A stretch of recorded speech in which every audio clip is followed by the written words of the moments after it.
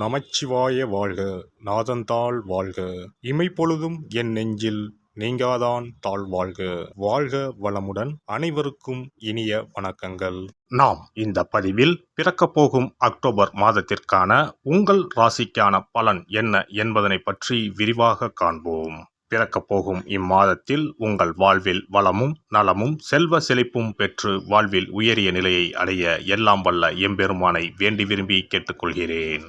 இம்மாத கிரகநிலை என எடுத்துக்கொண்டால் ரிஷபராசியில் குரு பகவானும் மிதுன ராசியில் செவ்வாய் பகவானும் உள்ளனர். இம்மாத ஆரம்பத்தில் சந்திர பகவான் சிம்ம ராசியில் தனது பயணத்தை துவக்குகிறார். கன்னி ராசியில் சூரிய பகவான், புதன் பகவான், கேது பகவான் உள்ளனர். துலாம் ராசியில் சுக்கிர பகவானும், கும்ப ராசியில் சனி பகவானும், மீன ராசியில் ராகு பகவானும் சஞ்சாரம் செய்கின்றனர். இம்மாத கிரக பயிற்சி என எடுத்துக்கொண்டால் புதன் பகவான் அக்டோபர் மாதம் 10ஆம் தேதி துலாம் ராசிக்கு பயிற்சியாகின்றார். சுக்கிர பகவான் அக்டோபர் மாதம் 12ஆம் தேதி அன்று விருச்சக ராசிக்கு பயிற்சியாகின்றார். அக்டோபர் மாதம் 17ஆம் தேதி இரவு 7:40 சூரிய பகவான் கன்னி ராசியில் இருந்து துலாம் ராசிக்கு பயிற்சியாகின்றார். செவ்வாய் பகவான் அக்டோபர் மாதம் 20ஆம் தேதி அன்று மிதுன ராசியில் இருந்து கடக ராசிக்கு பயிற்சியாகின்றார். நீச்சஸ்தானத்திற்கு செல்லும் செவ்வாய் பகவானால் மிகப்பெரிய மாற்றம் உண்டாகும்.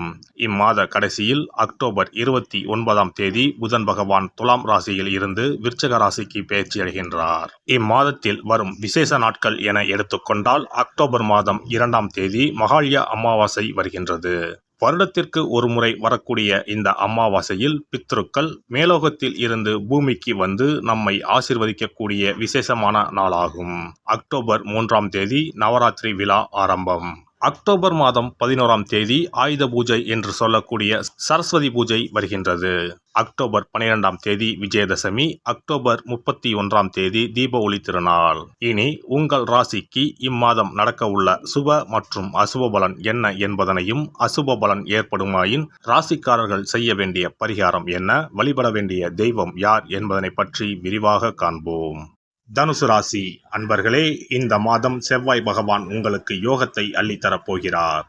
வெளியூர் பயண வாய்ப்புகள் உண்டாகலாம். மனதில் தேவையற்ற எண்ணங்கள் ஏற்படும். ஆனாலும் உங்களுக்கு இருக்கும் தன்னம்பிக்கையால் அனைத்து தேவைகளையும் பூர்த்தி செய்து கொள்வீர்கள். வழக்குகளில் சாதகமான நிலை காணப்படும். திடீர் செலவுகள் உண்டாகலாம். காரியங்களில் தடை தாமதங்கள் ஏற்படும். தொழில் வியாபாரம் எதிர்பார்த்தபடி நடக்காமல் சற்று மந்தமாக காணப்படும். பணவரத்து தாமதமாகும். யோசித்து செய்யும் காரியங்கள் சாதகமான பலன் தரும். உத்தியோகத்தில் இருப்பவர்களுக்கு உழைப்பு அதிகமாகும். சாதாரணமாக செய்யக்கூடிய காரியங்களை கூட அதிகமாக முயற்சிகள் எடுத்து செய்ய வேண்டியிருக்கும். குடும்பத்தில் இருப்பவர்களால் வீண் தொல்லைகள் ஏற்படும். தாய்வழி உறவினர்களிடம் வீண் மனஸ்தாபம் உண்டாகலாம். கணவன் மனைவிக்கு இடையே கருத்து வேற்றுமை வரலாம். பிள்ளைகள் மேல் கூடுதல் கவனம் செலுத்துவது நல்லது. பெண்களுக்கு வீண் மனக்கவலை உண்டாகும். காரியங்களில் தடை தாமதம், வீண் செலவு ஏற்படும். கலைத்துறையினரை பொறுத்தவரை புத்தி சாதுரியத்தால் எதையும் சமாளிப்பீர்கள். வீண் அலைச்சல் ஏற்படும். நீங்கள் நினைப்பதுபடி மற்றவர்கள் நடந்து கொள்ளாததால் டென்ஷன் ஏற்படலாம். தொழில் தொடர்பான பயணங்கள் அதனால் அலைச்சல் ஏற்படும். அரசியல் துறையினருக்கு பணிகளில் இடையூறுகள் ஏற்படலாம். பழைய பாக்கிகள் வசூலில் தாமதமான நிலை காணப்படும். சொன்ன சொல்லை எப்பாடுபட்டாவது காப்பாற்றுவீர்கள். ஒரு சில பணி காரணமாக வீட்டை விட்டு வெளியில் தங்க நேரலாம். மாணவர்களுக்கு கல்வியில் மந்தமான நிலை மாற கூடுதல் கவனத்துடன் பாடங்களை படிப்பது நன்மையை தரும். நட்சத்திர பலன்கள். மூலம் நட்சத்திரம். உத்தியோகத்தில் இருப்பவர்களுக்கு மேல் அதிகாரிகள் மூலம் அனுகூலம் ஏற்பட்டாலும் சக ஊழியர்களிடம் கவனமாக பழகுவது நல்லது. குடும்பத்தில் அமைதியும் மகிழ்ச்சியும் இருக்கும். கணவன் மனைவிக்கு இடையே நல்லுறவு ஏற்படும். குடும்ப உறுப்பினர் உடல்நிலையில் கவனம் தேவை. பூராடம் நட்சத்திரம். கடன் விவகாரங்களில் யோசித்து செயல்படுவது நல்லது.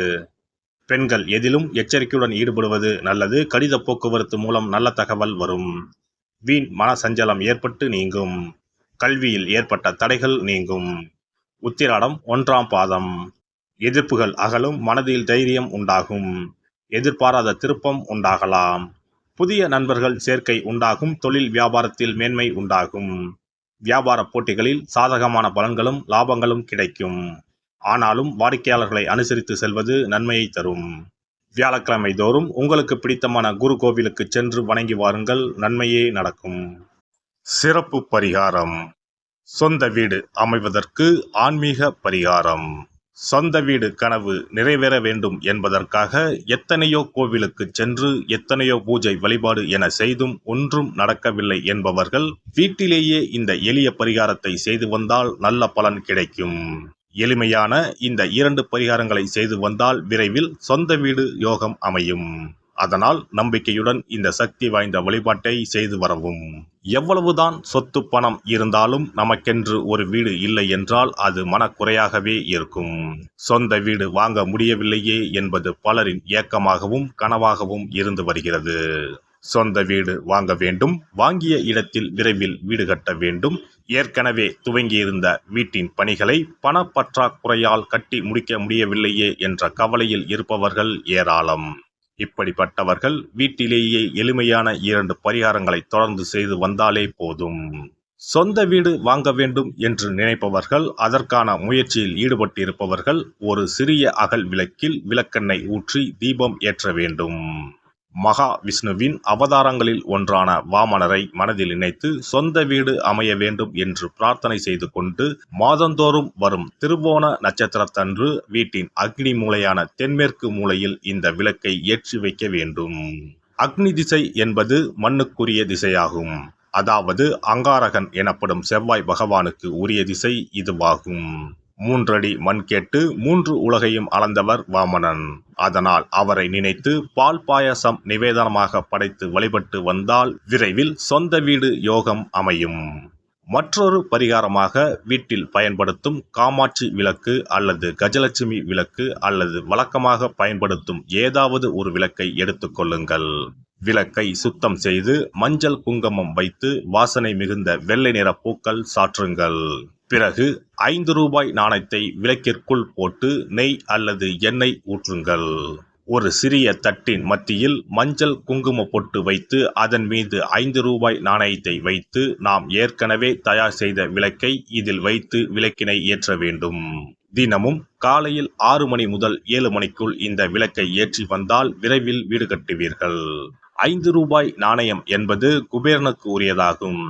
இதை விளக்கில் போட்டு ஏற்றுவதால் வீடு கட்டுவதற்கான அல்லது வீடு வாங்குவதற்கான பணம் ஏதாவது ஒரு வழியில் உங்களுக்கு கிடைக்கும்.